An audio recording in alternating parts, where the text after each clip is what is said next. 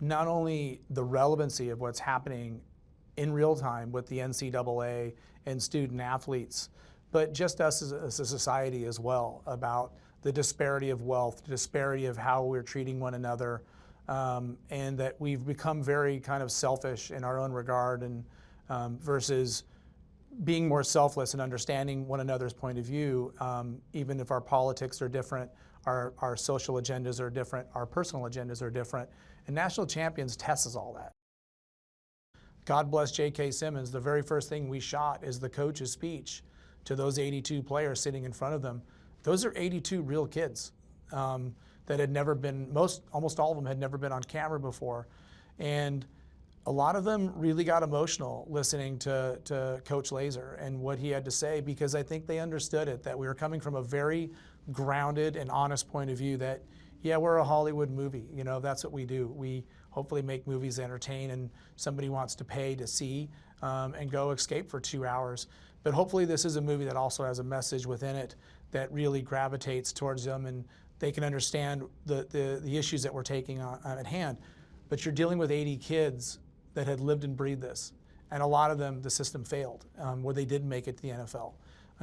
Their dreams didn't come true, and they're trying to figure out where their marks are in life. So when you have that type of authenticity in front of camera, now it manifests itself with everybody. Everybody else starts taking that on. The first thing I did was talk to Steven, who plays Cornelius, who played, he played for Georgia.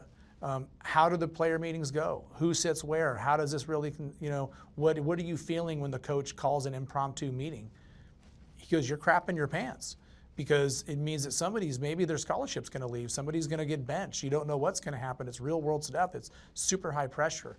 You hear real people's experiences that have lived and breathed it, and then your job as a director is to make sure that that is translating into the cast and into the story itself.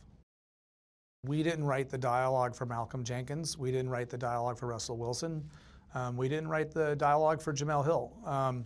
We allowed them to put their own opinion into things and what their own point of view was. So when Malcolm Jenkins is talking about his days at Ohio State and how some of his colleagues, his players that he played with, have been permanently hurt and left without any medical and so forth, that's coming from Malcolm Jenkins. That wasn't part of the script.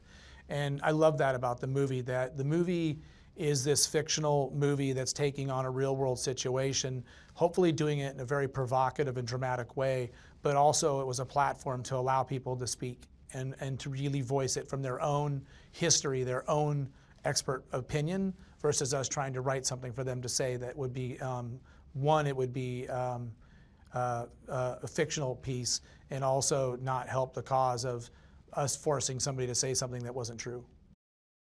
What I love about the youth of America and through college sports is the passion that they show, the vibrancy, the antics, the levity, this energy, right? And I really wanted to capture that. And it's fun to see a movie with an outcome that has, yes, very serious drama in it, but it also has a tremendous amount of levity and fun. And I wanted the movie to have that vibe. I wanted to really kind of capture the essence of a college athlete who was dealing with tremendous pressures, tremendous drama, but also this is their time. This is their time to shine, find their place in the spotlight, but also all the antics that go with it.